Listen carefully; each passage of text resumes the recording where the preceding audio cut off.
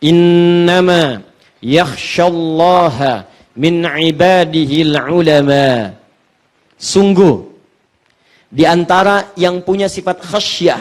Khasyah itu maksudnya kedekatan yang sangat dengan Allah, sehingga saking sangat dekatnya takut kalau dinilai salah oleh Allah.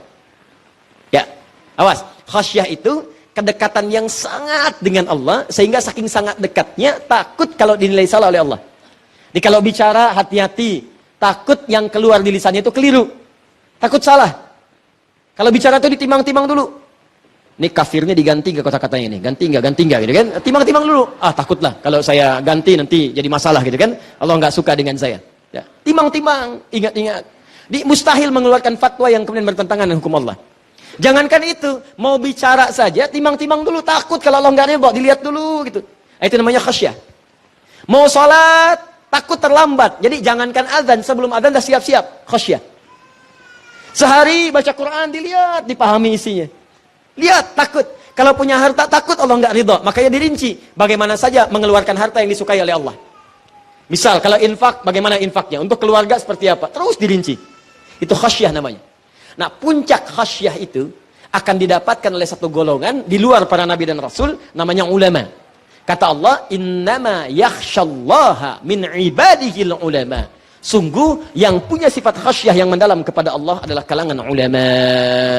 Jadi kalau Anda pengen lihat ulama yang betul, bukan cuma pintar. Kalau yang hafal Quran dengan ayatnya, nomornya, halaman, pojok kanan atas, kiri bawah, agak ke tengah sedikit, banyak yang begitu. Banyak. Tapi apakah yang demikian dia punya kedekatan dengan Allah? Belum tentu. Demi Allah saya katakan belum tentu. Jangan fanatis, jangan banyak terpukul, lihat bagaimana kedekatannya dengan Allah. Punya sifat khasyah atau tidak, bagaimana ketakutannya, bagaimana ibadahnya. Jadi kalau Anda ingin mencari ulama yang betul, coba lihat bagaimana kedekatan dia dengan Allah Subhanahu wa taala. Di poinnya, ulama. Bagaimana menjadi ulama ini? Kemudian diturunkan di Quran surah ke-58 ayat ke-11. Diturunkan di Quran surah ke-9 ayat 122.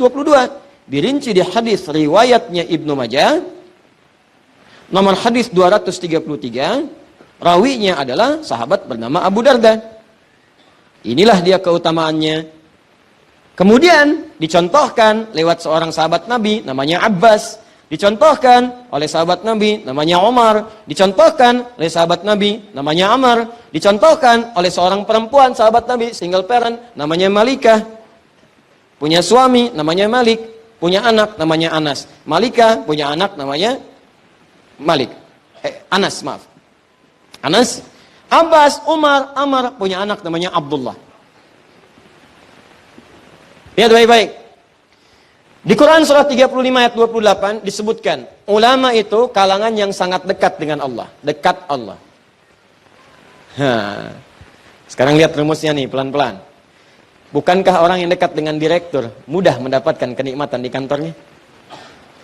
Bukankah orang yang dekat dengan pejabat mudah mendapatkan akses jabatannya? Betul? Bukankah orang yang dekat dengan ustadz mudah mendapatkan akses ke ustadz?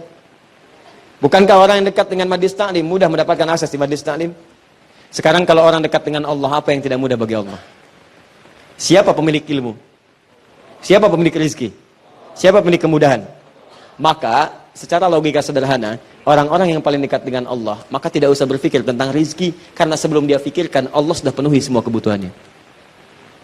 Maka tidak ada yang paling dekat, kata Allah, dari kalangan manusia selain Nabi dan Rasul dengan Allah Subhanahu wa taala, kecuali kalangan para ulama. Makanya di hadis Ibnu Majah nomor hadis 233 disampaikan oleh sahabat Abu Darda dari Nabi SAW, para ulama itu disebut pewaris para nabi. Perhatikan kalimatnya, wa innal ulama'a warathatul anbiya wa innal anbiya'a lam yurithu dirhaman wala dinaran walakinnahum warathul ilma fahadhuhu bihadhin wafir. Sungguh para ulama itu pewaris para nabi. Para nabi itu tidak mewariskan dinar dan dirham, tapi mewariskan ilmu. Makanya kalau Anda pengen, kata Nabi, perhatikan kalimatnya, ambillah ilmu warisan Nabi itu. Nih saya tanya ya, antum ya. Antum dapat warisan dari orang tua. Orang tua antum nih, bukan Nabi, bukan Rasul. Mewariskan harta 1 miliar. Mau diambil gak? Ambil. Sekarang Nabi antum ngasih warisan. Mau diambil gak?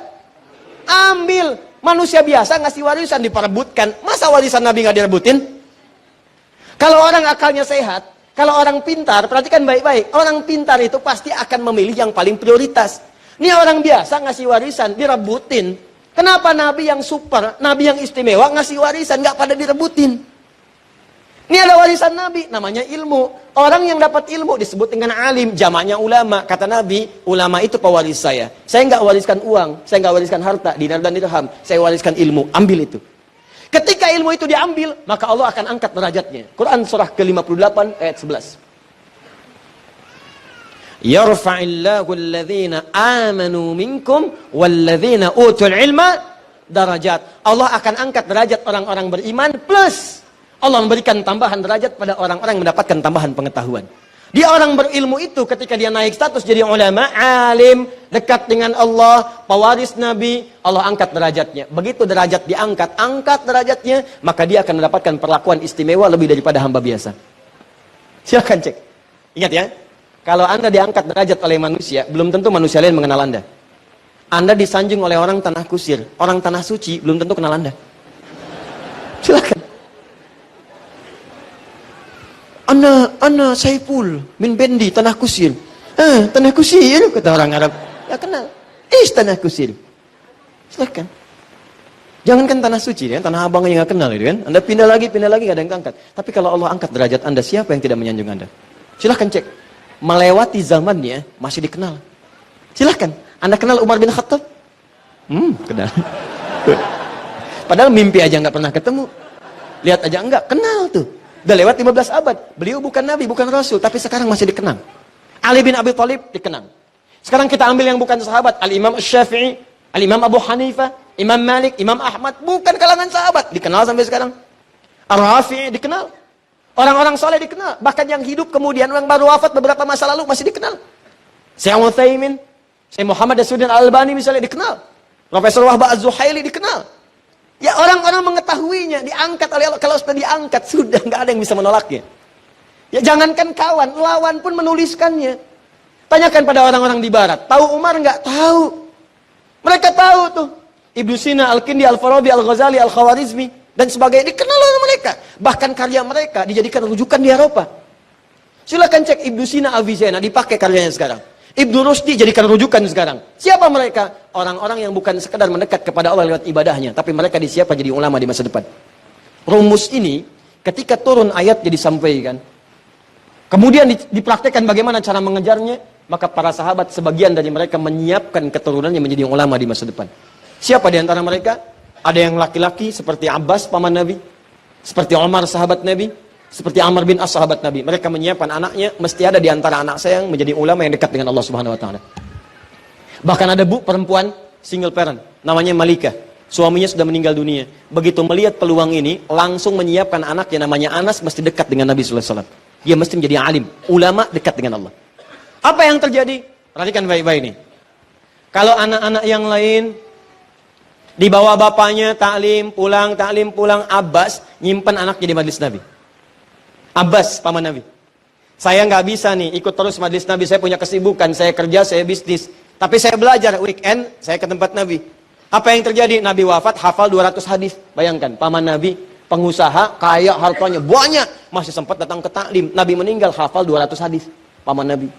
Antum paman Nabi bukan, sahabat Nabi bukan, tetangga Nabi bukan, kerabat Nabi bukan. Bayangkan, sibuk apa antum? Sekaya apa? Antum dengan Abbas masih kaya Abbas radhiyallahu ta'ala anhu.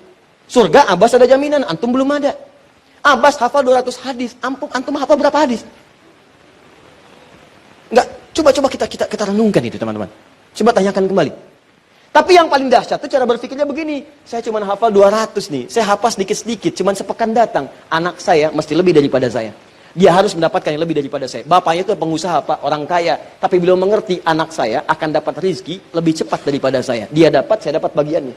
Perhatikan, maka beliau investasikan anaknya Abdullah untuk ikut di majlis Nabi. Titipkan di majlis Nabi. Berangkat bapaknya, dia tetap belajar. Nabi wafat, bapaknya hafal 200 hadis, Abbas, anaknya Abdullah hafal 2000 hadis. Dan usianya masih 13 tahun. Hafal 2000 hadis. Nah, rumusnya apa? Rumusnya dalam ilmu hadis, kalau ada seorang ayah, bahkan ibu, ya, perhatikan, orang tua, mendidik anaknya sampai kemudian anaknya bagus, tahu hadis dan seterusnya, meriwayatkan, maka nama anaknya akan dihilangkan. Nama bapaknya disebutkan. Makanya ketika Abdullah anak laki-lakinya Abbas hafal hadis, diriwayatkan oleh orang setelahnya, maka Abdullahnya dihapus. Disebutkan inisialnya anak laki-laki. Diturunkan bapaknya. Bapaknya namanya Abbas. Anak laki-laki bahasa Arabnya Ibnu. Ibnun anak laki-laki. Maka dikenal Ibnu Abbas, Ibnu Abbas, Ibnu Abbas. Nama aslinya Abdullah. Abdullah bin Abbas. Bin itu singkatan dari Ibnun, disingkat bin. Bin itu anak laki-lakinya Abbas. Ibnu Abbas itu anak laki-lakinya Abbas. Nama aslinya Abdullah. Kenapa dihilangkan anak laki-lakinya, disebutkan bapaknya? Untuk menunjukkan kesan bahwa, perhatikan baik-baik, anaknya bisa seperti ini karena peran orang tuanya. Yang kedua, ingin menunjukkan isyarat, begitu hadis ini diriwayatkan, dipelajari oleh orang-orang, maka bukan cuma Abdullah yang dapat, bapaknya pun kebagian dapat dari pahala yang telah dapatkan anaknya. Bayangkan, bukan cuma dunia, rezeki akhiratnya pun dapat. Begitu anaknya dapat pahala, bapaknya kebagian di